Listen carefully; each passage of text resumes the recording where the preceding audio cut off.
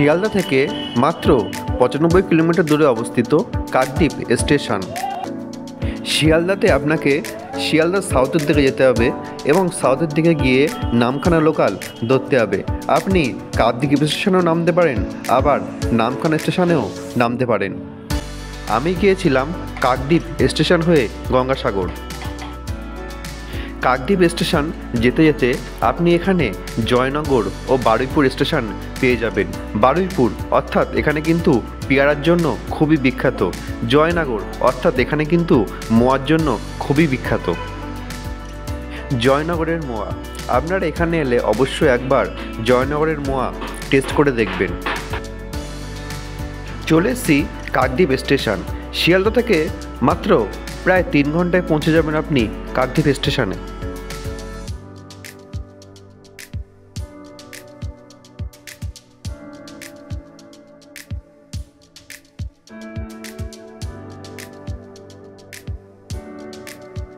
Station থেকে নেমে আপনাকে টোটো ধরতে হবে। টোটো ধরে আপনাকে ৮ নম্বর ফেরিঘাটে যেতে হবে। কাকদ্বীপ স্টেশন থেকে ৮ নম্বর ফেরিঘাট যেতে আপনার সময় লাগবে ১৫ থেকে ২০ মিনিট। এখানে টোটোর ভাড়া নেবে মাত্র ২০ টাকা।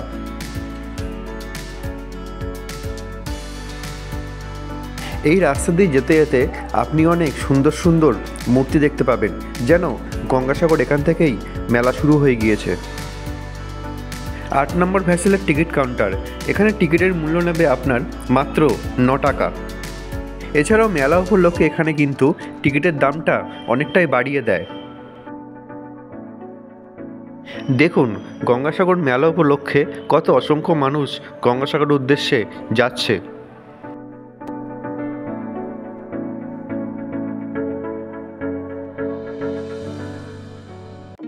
আপনি এখানে প্রায় সবসময় লঞ্চ পেয়ে যাবেন। লঞ্চ পাওয়া নিয়ে আপনাদের কোনো অসুবিধা হবে না।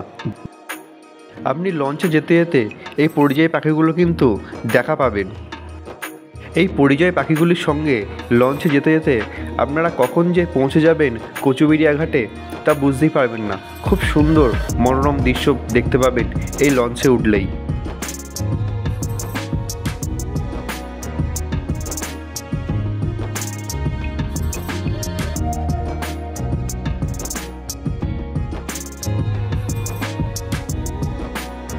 চলে এসেছি কচুবেড়িয়া থেকে। ৮ নম্বর থেকে আসতে আপনাদের সময় লাগবে মাত্র আধা ঘন্টা থেকে ৪০ মিনিট। এখান থেকে নেমে আপনি গঙ্গাসাগর যাওয়ার জন্য বাস, টোটো, অটো সমস্ত কিছুই পেয়ে যাবেন। কচুবেড়িয়া থেকে গঙ্গাসাগর যাওয়ার জন্য ভাড়া নেবে মাত্র ৪০ টাকা।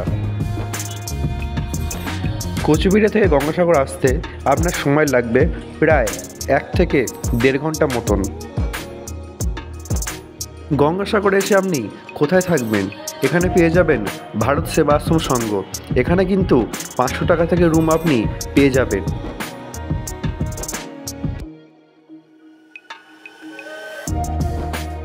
ভারত সেবাশ্রম সঙ্গে আপনি ওখানে গিয়েও বুক করতে পারবেন অথবা ফোন করেও বুক করতে পারবেন।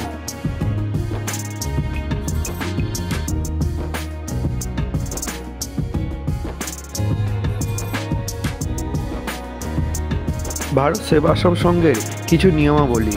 এখানে কিন্তু অবশ্যই যে কজন যাবেন সবার কিন্তু আধার কার্ড এখানে নিয়ে যেতে হবে।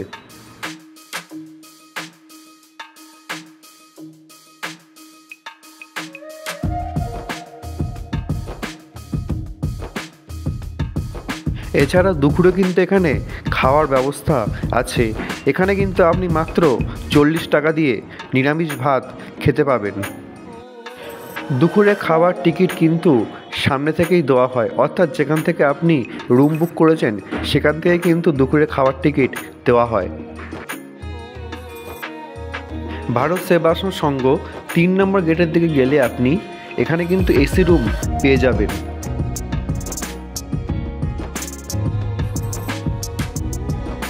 এখানে আপনি রুম পেয়ে যাবেন মাত্র ১০০০ টাকা থেকে শুরু করে।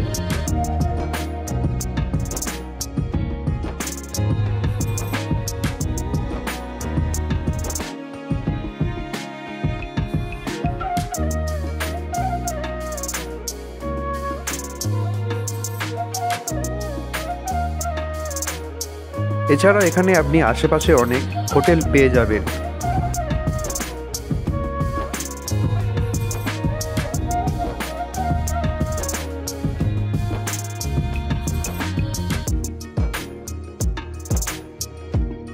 চলুন এবার আস্তে আস্তে কপিলমুনি মন্দিরের দিকে যাওয়া যাক। আপনি যদি ভারত সেবাশ্রম সংঘ থেকে কপিলমুনি মন্দির পর্যন্ত আসেন তাহলে আপনাকে হাঁটতে হবে মাত্র 5 মিনিট। 5 মিনিট হাঁটলেই আপনি কপিলমুনি মন্দিরে পৌঁছে যাবেন। গঙ্গাসাগর অর্থাৎ গঙ্গা ও সাগরের মিলনস্থল। এখানে কিন্তু মকর সংক্রান্তিতে সবাই পুণ্য স্নান করতে আসে। সাগরে নামার সময় আপনারা অতি সাবধানে নামবেন, কারণ এখানে কিন্তু অনেক বড় বড় সিমেন্টের পাথর দেওয়া আছে।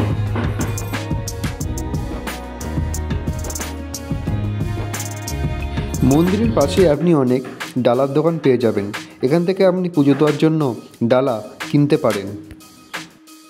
এখানে আপনি 50 টাকা থেকে শুরু করে বিভিন্ন দামের ডালা আপনি পেয়ে যাবেন। চলুন এবার কপিলমুনির দর্শন করা যাক।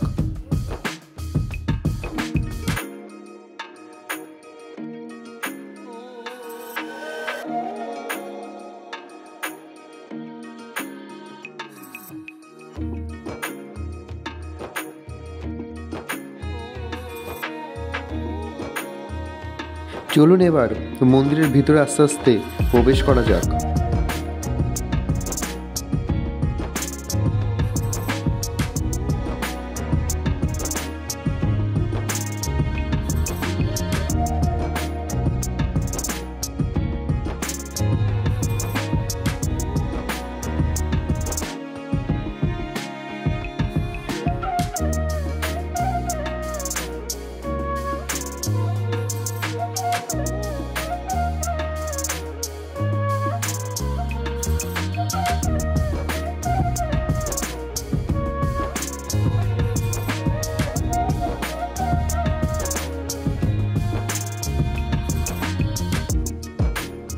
কপিলমুনির মূল মূর্তির পাশাপাশি এখানে কিন্তু আপনি অনেক মূর্তি দেখতে পাবেন।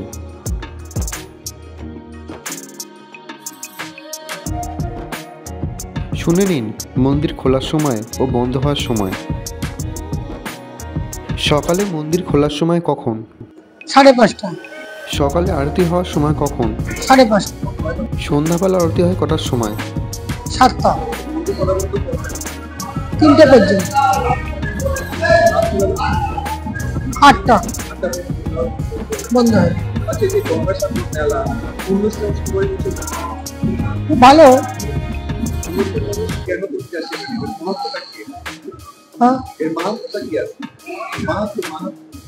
এর মাহাত্ম্য তো অনেক বড় কথা। রাজা সাগর আর কপিলমুনি ভগবান এখানে তখন পাতাল ছিল, পাতালে ভজন করতো না, পাতালের নিচে কপিলমুনি ভজন করছিল। রাজা সাগর ওনার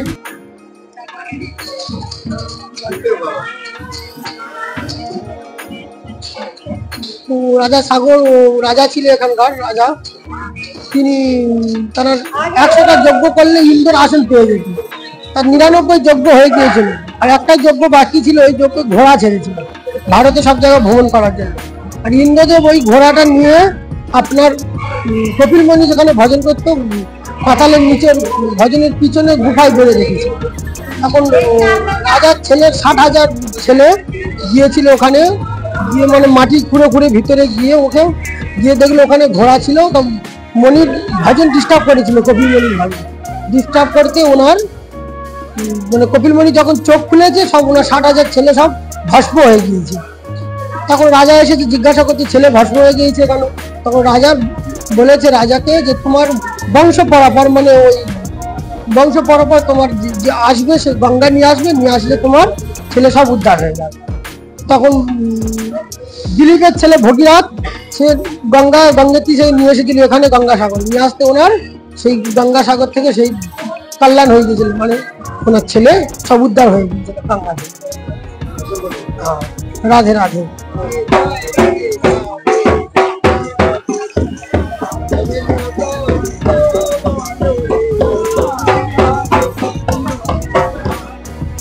মন্দিরের ঠিক পাশেই আপনি থাকার জায়গা পেয়ে যাবেন। অর্থাৎ মেলার সময় যারা আসে তারা কিন্তু এখানে এসেই থাকে অস্থায়ীভাবে।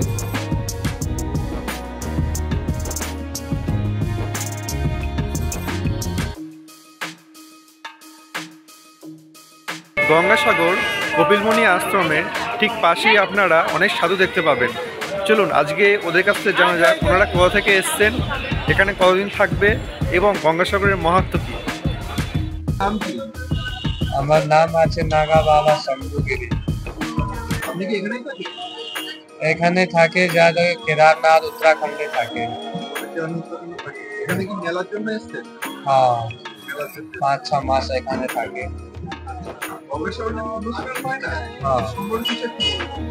এই গঙ্গাসাগর এসে এইটা राजा सागर के 60,000 पुत्र एखाने भस्म হয়েছিল। तो उसके लिए उसके उद्धार के लिए स्वर्ग लोक থেকে गंगा भागीरथ के पूरे वंशज जो আছে वही দিয়ে আসছিল এখানে। भागीरथ দিয়ে আসছিল उसके वंशज जो আছে এখানে भस्म হয়েছিল। तो যে তারিখে যে তিথিতে गंगा এখানে আজকে ওই लोक के जो उद्धार হইলো उसी दिन उसी तीर्थ के यही गंगा स्नान चांद करा है, इसलिए मकर संक्रांति यही स्नान बोले मकर संक्रांति। खिचड़ी स्नान हुए और बाबा कपिल मुनि महाराज के दर्शन हुए, क्योंकि बाबा कपिल मुनि महाराज के कारण से ही वो 60,000 पुत्र जो है भस्म हो गए थे। तो अकाल मृत्यु मरे थे, तो उसके लिए गंगा इससे मृत्यु लोक में जो अकाल मृत्यु जो लोग मरे गए थे उनके उद्धार के लिए गंगा एखाने सागर इससे। तो इसलिए जिस तारीख जिस तिथि को एखाने पहुंचे गए थे उसलिए स्नान होच्छे, उसलिए उत्सव आछे। वही 14 जनवरी जे तीर्थ तिथि उसी हिसाब से चांद धान होच्छे और बाबा कपिल मुनि महाराज के स्नान दर्शन এইটাই बहुत पुण्य और सबसे सब तीर्थ बार बार गंगा सागर एक बार। तो এইটাই বলেছে যে কোথায় तीर्थ আমি जाते पारबे ना, लेकिन आप एक बार गंगा सागर चांद कर लो तो बस सब तीर्थ पुण्य आपने के प्राप्त हो जाच्छे, এইটাই लाभ আছে। इसलिए गंगा सागर विशेष महत्व আছে। जय बाबा कपिल हरि ओम।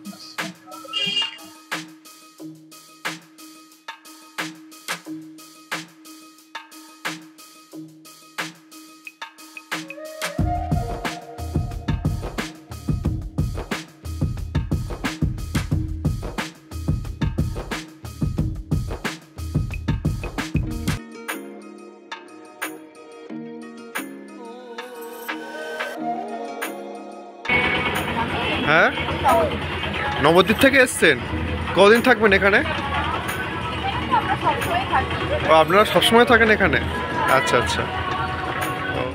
তো গঙ্গাসাগর মহত্বটা হচ্ছে এখানে আমাদের ভগীরথ যে মা গঙ্গাকে স্বর্গ থেকে যে নামিয়ে নিয়ে এসেছিলেন, সেই নামিয়ে নিয়ে আসার পরে এখানে আর ভগীরথের 108টা যে ভাই ওরা কিন্তু তার আগে এখানে মানে দেহ রেখেছে, ওরা কিন্তু কেউ মা গঙ্গাকে আনতে পারেনি, ঠিক আছে। তো ভগীরথ মা গঙ্গাকে নামিয়ে নিয়ে এসেছেন। ওখানে নিয়ে আসার পরে ওই 108টা ভাইয়ের এখানে সমাধি আছে, এটা হচ্ছে। আর ওই দিনকেই মা গঙ্গা রাধে রাধে, ওই দিনকেই মা গঙ্গাকে ভগীরথ এই পৌষ সংক্রান্তিতেই মকর সংক্রান্তিতেই আহ্বান করে এনেছেন। আর এই দিনকে এই পুণ্য স্নানে করতে পারলে যে যত জন্মের পাপ করুক না কেন এইখানে উদ্ধার হয়ে যাবে। এই স্নানটার এই মহাত্মা। আমি নবদ্বীপ থেকে। হ্যাঁ যাবো, কুম্ভতে যাবো আমরা। 18 তারিখে কি 17 তারিখে বেরিয়ে যাবো, এখান থেকে বেরিয়ে যাবো। আর এই যে বাবা কপিল মুনি হচ্ছেন খেতে চাইছে, খেতে আসছে। মন্দিরের পাশেই কিন্তু আপনি অনেক সাধুকে বসে থাকতে দেখবেন। এছাড়াও মেলা উপলক্ষে এখানে কিন্তু অনেক সাধুদের সমাগম হয়।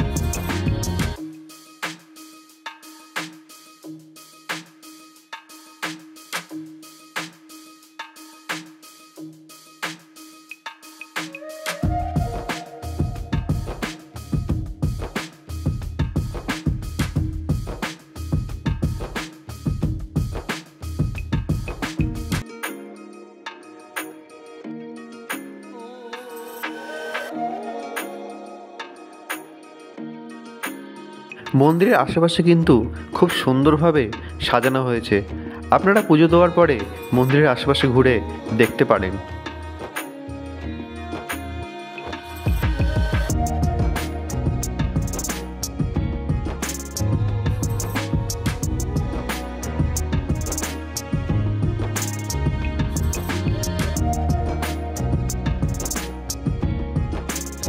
মন্দিরের পাশে কিন্তু এরকম আপনি খুব সুন্দর সুন্দর মূর্তি দেখতে পাবেন।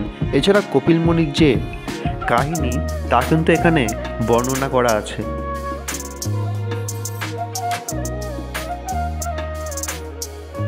মেলা উপলক্ষে কিন্তু এখানে খুব সুন্দরভাবে সাজানো হয়।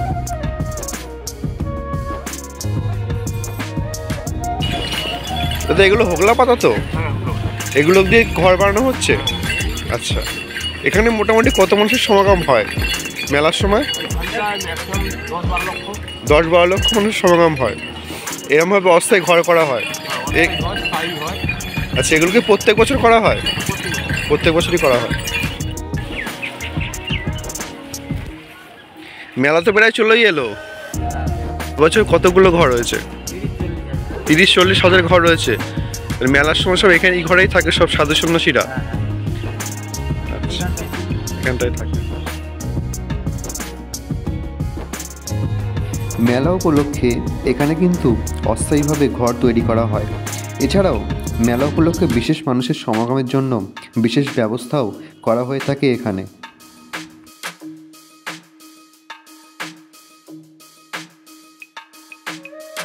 ঘরের কাজ কি এখনো বাকি আছে এখানে? হ্যাঁ, এখনো ঘরের কাজ বাকি রয়েছে। আচ্ছা আচ্ছা, এখানে তাহলে কি কি বেছানো হবে নিচে? এখন খড় বেছানো হবে। খড় বেছানো হবে, মাদুলি বেছানো হবে, তার উপরে আবার একটা পাতলা মতো কাপড়ের মতো দেওয়া হবে যাতে ঠান্ডা না ওঠে। ঠান্ডা না ওঠে। আর আর উপরে প্লাস্টিক লাগানো যাতে জল না পড়ে। প্লাস্টিক লাগানো আছে, দামটা এক্সট্রা দেওয়া হবে। এক্সট্রা দেওয়া হবে। আর এখানে সামনে দরজা লাগানো হবে। আচ্ছা আচ্ছা।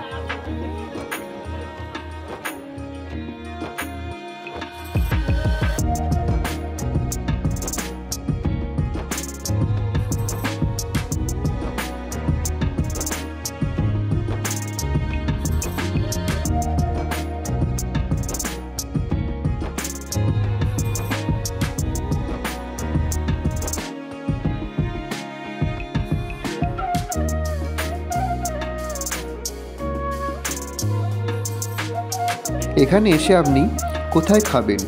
মন্দিরের ঠিক পাশে অবস্থিত ফুড কোর্ট। এখানে এলে আপনি দুপুরবেলা এবং রাতের বেলায় খাওয়া পেয়ে যাবেন।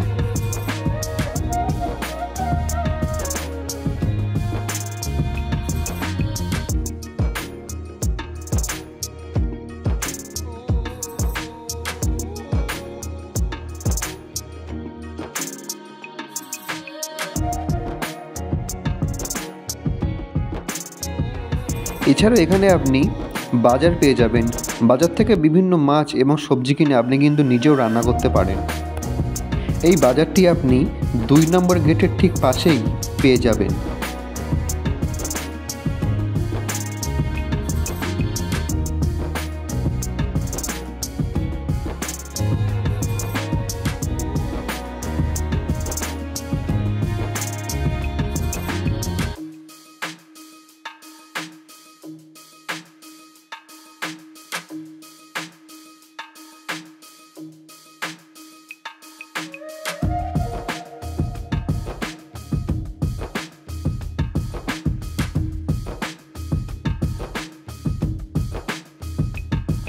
এছাড়াও মন্দিরের পাশে আপনি বিভিন্ন রকমের দোকান দেখতে পাবেন।